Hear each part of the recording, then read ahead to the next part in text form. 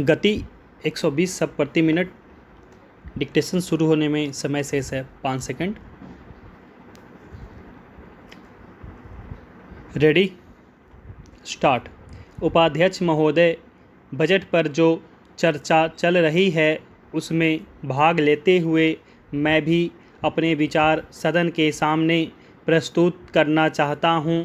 इस पर विचार करते समय दो स्थितियों को हमें दृष्टि में रखना होगा। एक दृष्टि यह है कि किस स्थिति से हमारा देश गुजर रहा है, उसमें हमें क्या करना है, और दूसरी दृष्टि यह है कि भविष्य में देश को किस दिशा में ले जाना चाहते हैं। जब तक इन दोनों दृष्टिकोणों को सामने रखते हुए इस बजट को नहीं जांचेंगे, तब तक हम यह निर्णय नहीं कर पाएंगे कि यह जो बजट हमारे सामने रखा गया है वह देश की दृष्टि से उचित बजट है या नहीं। जब मैं इस समय की स्थिति को देखता हूं तो मेरे सामने देश की संकटकालीन स्थिति आ जाती है। किस तरह से चीन और पाकिस्तान की तरफ से हमको खतरा है, किस तरह से वे देश पर हमला करना चाहते हैं और किस तरह से हमारी आपसी एकता को मिटाकर हमको लड़ाकर देश में देशद्रोह फैलाना चाहते हैं। इसके साथ ही साथ जब मैं पिछले बजट को सामने रखता हूं तो मुझे यह कहना पड़ता है कि आज का बजट चाहे जिस स्थिति में भी रखा गया हो बहुत सुंदर बजट है। एक ईमानदार कोशिश हमारे वित्त मंत्री महोदय ने इस बजट को तैयार करते समय की है, लेकिन एक राजनीतिक की दृष्टि से जब मैं देश के भविष्य की ओर देखता हूं तो मुझे यह कहने में कोई संकोच नहीं होता है कि कोई विशेष समाधान इस बजट से नहीं निकलता।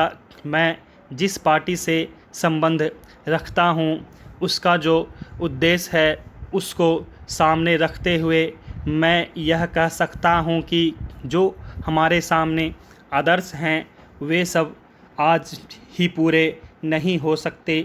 हमारे वित्त मंत्री या हमारी सरकार आज ही सब कुछ नहीं कर सकती या स्वर्ग लाकर हमारे सामने खड़ा नहीं कर सकती, लेकिन फिर भी यह मैं अवश्य देखना चाहता हूं कि हमारा देश आगे बढ़ रहा है या नहीं। जिस दिशा में हम आगे नहीं बढ़ रहे हैं उसे देखकर मुझे निराशा अवश्य होती है। जो प्रस्ताव कांग्रेस अधिवेशन में पास हुआ उसके मूलभूत विचार मैं आपके सामने रखना चाहता हूं। वहां हमने यह निश्चय किया था कि वर्तमान पंचवर्षीय योजना खत्म होने तक देश की जनता की ज़रूरत की चीज़ें पूरी कर दी जाएंगी। उपाध्यक्ष महोदय, उसमें हमने साफ साफ कहा था कि जो गरीब वर्ग है, जिसकी गरीबी के बारे में सभी जानते हैं, उसको देश की आमदनी का जो औसत है वह अवश्य ही मिल जाएगा और इस दिशा में हमारा प्रयत्न जारी रहे। हमारा जो बजट है उसको जब तक अपनी आर्थिक व्यवस्था या अपने विचारों के अनुसार नहीं आंकेंगे तब तक उस ध्येय की पूर्ति नहीं हो सकती।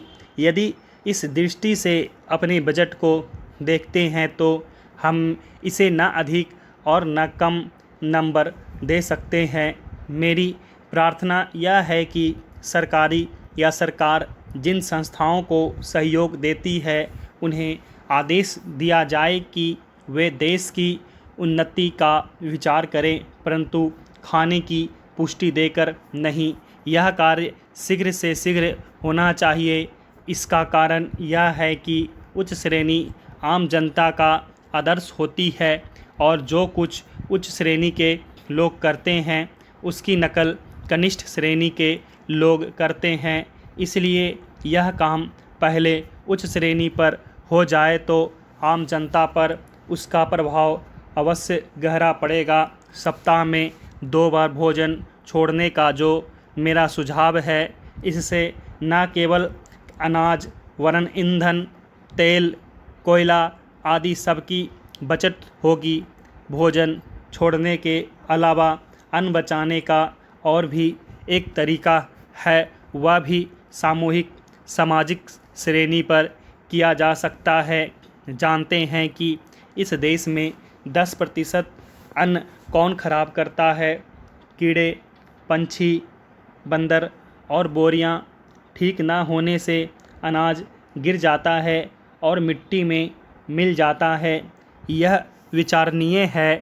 इस प्रकार 80 लाख टन बर्बाद होने वाले अन्न को बचाया जाए तो भारतवर्ष को किसी भी देश से अन्न की भिक्षा मांगने की आवश्यकता नहीं पड़ेगी। श्रीमान, यह अपराध कबूतरों, बंदरों, कीड़ों आदि का नहीं है, यह अवश्य ही हमारा अपराध है। आज तक विदेशों से हमको अनाज मिलता रहा है, इसलिए हम लापरवाह थे, इसीलिए अनाज का विनाश होता रहा। परंतु अकाल पड़ेगा जैसा कि इस वर्ष पड़ा है, तभी हम जागे, तो यह ठीक नहीं है। हमें अन्न के नाश को रोकने की सतत कोशिश करनी चाहिए। उसकी बचत करना हमारा परम कर्तव्य है।